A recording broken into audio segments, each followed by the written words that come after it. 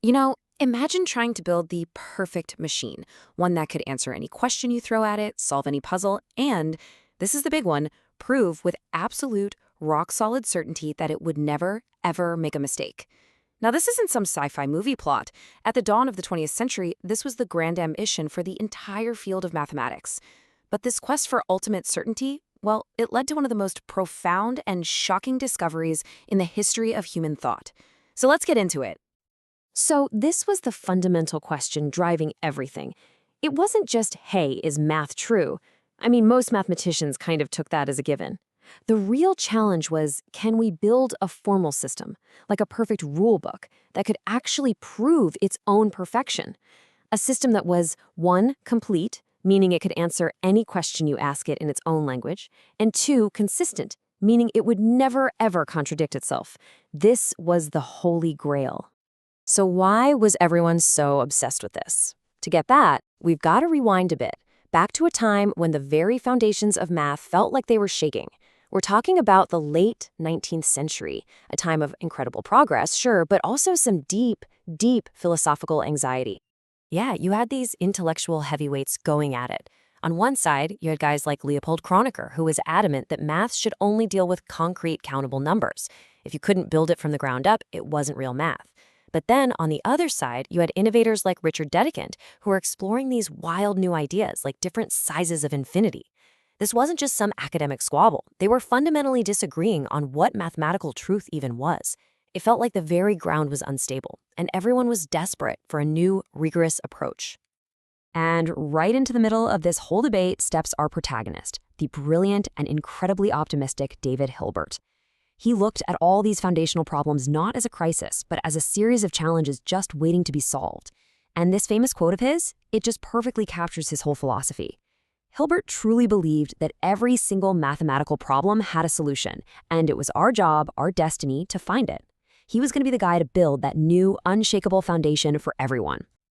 So, Hilbert's grand plan to put an end to all the uncertainty once and for all came to be known as Hilbert's program. And let me tell you, this was one of the most ambitious intellectual projects ever conceived.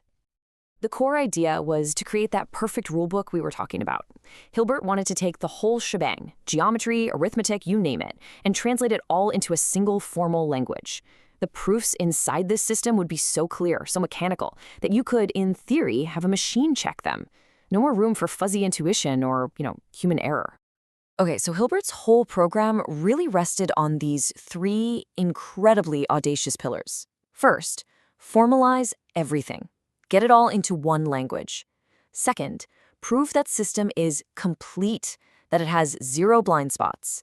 But that final pillar, consistency, that was the real masterstroke. He wanted to prove the system could never contradict itself, like proving that 2 + 2 = 5. And here's the real kicker. This proof had to be done using only the system's own most basic rules. It had to pull itself up by its own bootstraps, with no outside help, an absolutely massive task. For years, Hilbert and his team, including brilliant minds like Paul Bernays, worked tirelessly on this program. The entire mathematical world was buzzing, just waiting for the breakthrough. And then, in the quiet, historic city of Königsberg, everything, and I mean everything, changed in an instant. You can really see the momentum building all through the 1920s as Hilbert and Bernays were laying all the groundwork. And the big destination, the finish line for all this work, seemed to be this 1930 conference in Hilbert's own hometown of Königsberg. It was supposed to be a celebration, a victory lap for mathematical certainty. Instead, it became famous for the exact opposite reason. I mean, just picture the scene, right? You've got all the greatest minds in logic and philosophy gathered together. Hilbert himself has just given this rousing speech declaring, "We must know, we will know." And then, almost as an afterthought, buried at the end of the conference, this young, basically unknown, 24-year-old Austrian logician named Kurt Gödel gets up and quietly announces that the entire dream is impossible. Gödel's announcement, which would soon become his famous incompleteness theorems, didn't just poke a little hole in Hilbert's program. No, this was a direct, fatal blow right to its very heart.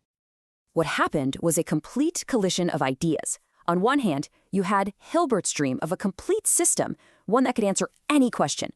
But then, Gödel's reality check comes along and says that any powerful system, if it's going to be consistent, must also be incomplete. There will always be true statements out there that the system simply cannot prove. And then there was Hilbert's dream of a self-proving system. Gödel proved that no such system can ever prove its own consistency.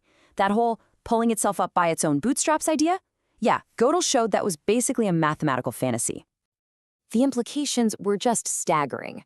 What Gödel showed is that mathematical truth is actually a much bigger concept than formal proof. There are truths out there that will forever be beyond the reach of any formal system we can create. The hunt for absolute, self-verifying certainty. It was over. That perfect machine could never be built. But you know what? This wasn't the end of the story. In science, a spectacular failure like this is often the beginning of a brand new and, honestly, a much more interesting chapter. The collapse of Hilbert's original program didn't kill foundational research, it completely transformed it. And, unbelievably, one of the first people to start figuring out a new path forward was Gödel himself. He realized that, okay, a system can't prove its own consistency, but maybe you could use a stronger system to prove the consistency of a weaker one. So the goal shifted.